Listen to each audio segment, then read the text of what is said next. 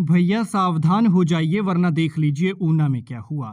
अब हिमाचल की दिक्कत ये है कि यहाँ कुंवारे लड़के बहुत ज़्यादा हैं और शादी के लिए लड़कियाँ नहीं मिल रही हैं। ये यूँ कह लीजिए कि हिमाचल में लड़कियों का अकाल पड़ गया है। जो ख़ानदानी लड़के हैं, अच्छे घराने के हैं, वो भी कुंवारे हैं और ऐसे में उन लड़कों की और उनके परिवार वालों की चिंता बढ़ रही है कि कुछ ना कुछ करके अपने बच्चे को किसी तरह से ब्याह दें और इस चिंता का फ़ायदा उठा रहे हैं ठग गिरोह। ऊना में हुआ ये कि आज शादी हुई और कल लड़की सब कुछ लेकर फरार हुई, लेकिन फरार जिस तरह से हुई वो किस्सा आपको चौंका देगा।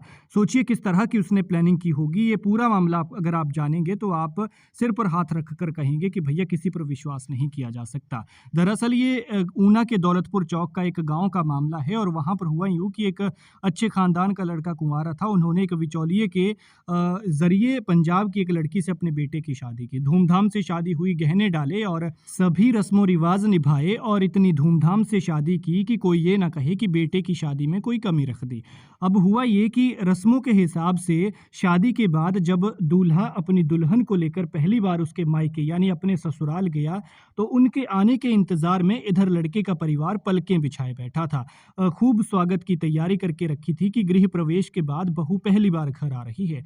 लेकिन उधर कुछ ऐसा हुआ कि अचानक बेटे का फोन आता है परिवार को कि दुल्हन गायब हो गई है और जो कुछ उसने शादी के वक्त गहने पहने थे और जो कुछ उसको पैसा शगुन का पैसा इकट्ठा हुआ है उसको लेकर वो फरार हो गई। बिचौलिए के जरिए ये शादी की गई थी, लेकिन जैसे ही लड़के के ससुराल पक्ष वालों ने यानी लड़की के मायके वालों ने ये जवाब दिया कि लड़की गायब है तो उसके होश उड़ गए और एक पल के लिए वो सोच ही नहीं पाया कि आखिर मैं जवाब क्या दूं। उसने सीधा अपने घर पर फोन लगाया और माँ बाप को ये बात बताई और उधर सारे के सारे अरमान धरे के धरे रह गए। इसके बाद उस लड़की की तलाश शुरू की गई, लेकिन उसका कोई अता पता नहीं लग पाया है और फिर इन्हें पता चलता है कि इनके साथ धोखा हो गया है। फिलहाल पीड़ित परिवार ने मामले की शिकायत स्थानीय पुलिस चौकी में दर्ज करवाई है और पुलिस भी जो है उस लड़की की तलाश में लग गई है। लेकिन इससे पहले आपने देखा होगा कि ऊना में ही कुछ दिन पहले इस तरह का मामला सामने आया था। कांगड़ा में 2-3 जगहों पर इस तरह की घटनाएं हो गई कि कुंवारे लड़कों का जो शादी का अरमान है उसको देखते हुए ये ठग गिरोह